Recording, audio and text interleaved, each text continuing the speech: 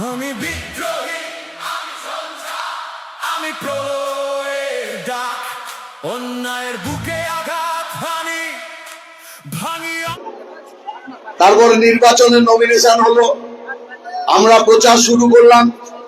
কিছুদিন বাদে বলা শুরু করলো বামেদের প্রার্থীরা খুব জব্বর হয়েছে। বাম প্রার্থীদের নিয়ে কারো কিছু বলার নেই, কোনো চোর চিটিংবাজ বাম প্রার্থী কেউ নেই। তাহলে কিন্তু বামেরা কি জিততে পারবে? আরো প্রচার এগোতে থাকলো। প্রচার এগোতে এগোতে একটা সময় এসে তারা বলল যে আচ্ছা, বামরা ভোট চাইছে, বামেরা তো সরকার করতে পারবে না, তাহলে এদেরকে ভোটটা দেবো কি করে? এখন এই কয়েকদিন ধরে বলা শুরু করেছে বামেরা তো অনেক বেশি সংখ্যায় যদি জিতে যায় আর সরকার যদি ত্রিশঙ্কু হয়ে যায়, তাহলে বামেরা কাকে সমর্থন করবে এই নিয়ে তারা চিন্তায় পড়েছে। আপনি ভাবুন, কদিন আগে বলতো বামেদের দেখা যাচ্ছে না, দূরবীন দিয়ে দেখতে হয়, শূন্য থেকে মহাশূন্যে বিলীন হবে। তারপরে বললো প্রার্থী ভালো, তারপরে বললো এরা তো সরকার করতে পারবে না, তাহলে কি ভোট দেবো? তারপরে বলছে ত্রিশঙ্কু বিধানসভা, তাহলে বামপন্থীরা কাকে সমর্থন করবে?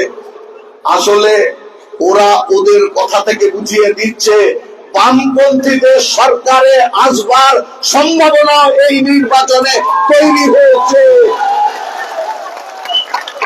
আমি তো কলকাতা থেকে এলাম, আমার বাড়ি উত্তর 24 পরগনা, সেখানেও এরকম বেশ কয়েকটা আসন আছে যে আসনগুলোতে এই চেহারা দেখা যাচ্ছে। কিন্তু আমাদের সর্বত্র আলোচনায় 1 নম্বর জায়গা করণদিঘি, হাজী শাহাবুদ্দিন। এটা মানুষ কেন বলছে চারিদিকে? বললাম যে এত গাড়ি গেছে নমিনেশনে। আমাকে একজন বললো যারে দাদা 5 জনকে বলেছেন আর 50 জন নিজেদের গাড়ি নিজেরা জোগাড় করে নিয়ে চলে এসছেন, এই হচ্ছে করণদিঘি। তার মানে এখানে তৃণমূল তারা বা বিজেপি তাদের কোন বুথেই জয় নিশ্চিত নয়।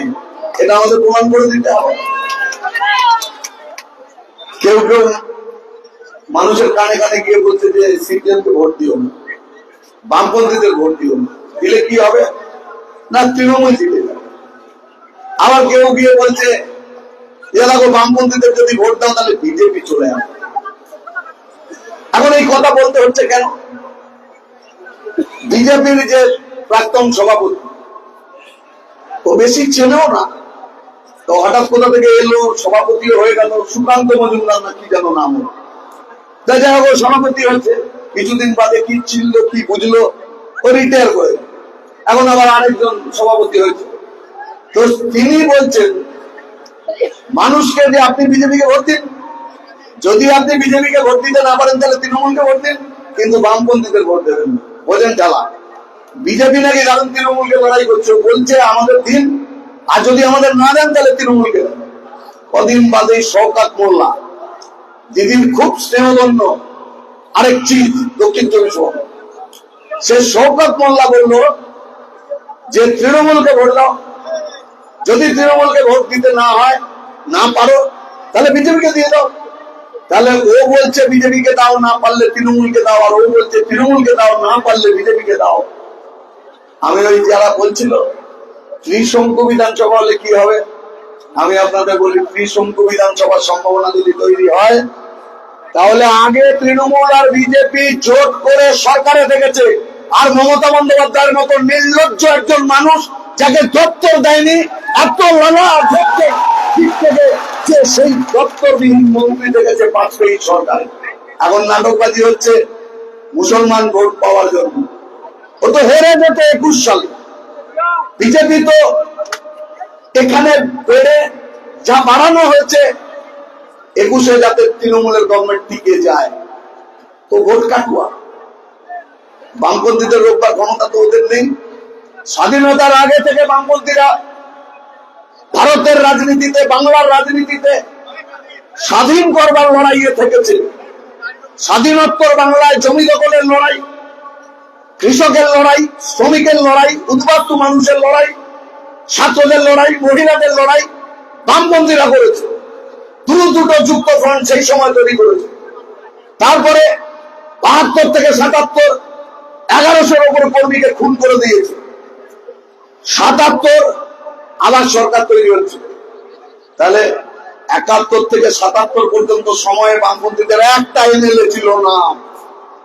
72-এর রিক পোল সব দখল করে নিয়ে ছাপ্পা দিল।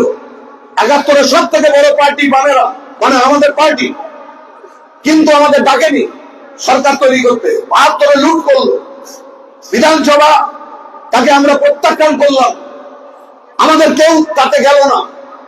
তারপর 77 পর্যন্ত কোনো বিধায়ক নেই। এই পরিস্থিতির মধ্যে 77-এর ভোটে পশ্চিমবাংলায় সরকার তৈরি হলো। যারা বলে না যে বামেরা শূন্য, আরে 3 দিন আগে তো বিজেপি শূন্য ছিল, ও 77, আর আজকে বিজেপি বলছে 177, তারা যেতে নাকি পারবে না। আমরা বলছি তৃণমূল আর বিজেপির মধ্যে যদি ভোট দেন, 19-এ ভোট দেওয়ার পরে ওরা বললো 21-এর ভোটের সময় যে 19-এ হাফ 21-এ সাফ, তাহলে নরেন্দ্র মোদীর সরকার তৈরি হবে। এখনো বলছে 21 সালে লম্বা দাঁড়িয়ে রেখেছে নরেন্দ্র মোদী, ভালো যাত্রা দলের নাটক ইত্যাদি করতে পারতো। এখন ওই ছেলে হয়ে গিয়েছে প্রধানমন্ত্রী, তো ভাবলো রবীন্দ্রনাথ ছেড়ে যদি পাড়ায় পাড়ায় ঘুরি তাহলে বাংলার মানুষ নাকি অনেক ভোট টোট দিতে পারে। তাহলে যারা বললো 19-এ হাফ 21-এ সাফ, দেখা গেল পাহাড়ের চূড়া থেকে বিজেপি পড়ে গেল পাহাড়ের নিচে। 121টা বিধানসভায় এগিয়েছিল, গিয়ে পড়লো 77।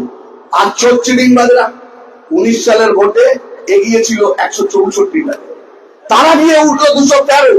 তাহলে যে লোক বিজেপিকে ভোট দেয় তাদের আরেকটা শিক্ষা হলো 24 সাল। তৃণমূলের 22টা এমপি ছিল, হয়ে গেল 29টা, আর 18টা এমপি ছিল বিজেপির, হয়ে গেল 12টা। তার মানে কি দাঁড়ায়, বিজেপিকে যত ঠেলে ভোট দেওয়া হবে চিটিংবাজদের রাজত্ব তত বাড়বে। তাহলে বিজেপি কি চায়?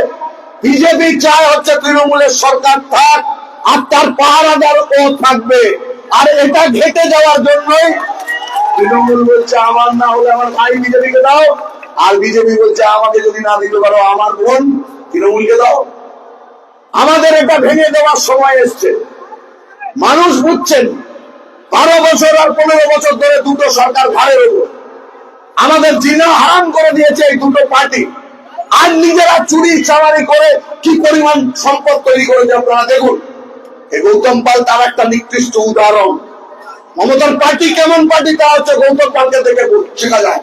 ওর বউয়ের নামে 2খানা সার্টিফিকেট বার করে ফেললো, একবার ওবিসি আরেকবার এসসি, যা যেমন খুশি সার্টিফিকেট। সরকারকে কেমন বানিয়েছে, আমলাদের কেমন বানিয়েছে, এই ইচ্ছে মতো করে নেওয়া যায়। এইবারের নির্বাচন হচ্ছে পশ্চিমবাংলার রাজনীতিতে বামপন্থার পুনরুত্থানের নির্বাচন। যারা শূন্য শূন্য বলছিল এখন ওদের হাঁটু কাঁপছে, আর তারপরে ভোটের রেজাল্ট যখন বেরোবে অনেকের হার্ট অ্যাটাক হবে। আর সেই ব্যবস্থা করবার জন্য নেতৃত্ব দেবে করণদিঘি। লক্ষ লক্ষ ভোটে করণদিঘির মাটি থেকে শাহাবুদ্দিন, হাজী শাহাবুদ্দিনকে চেনানোর শপথ নিয়ে আজকে এইখান থেকে আপনারা যাবেন। আপনাদের সকলকে আরেকবার অভিনন্দন জানিয়ে আমার কথা শেষ করলাম। ইনকলাব জিন্দাবাদ।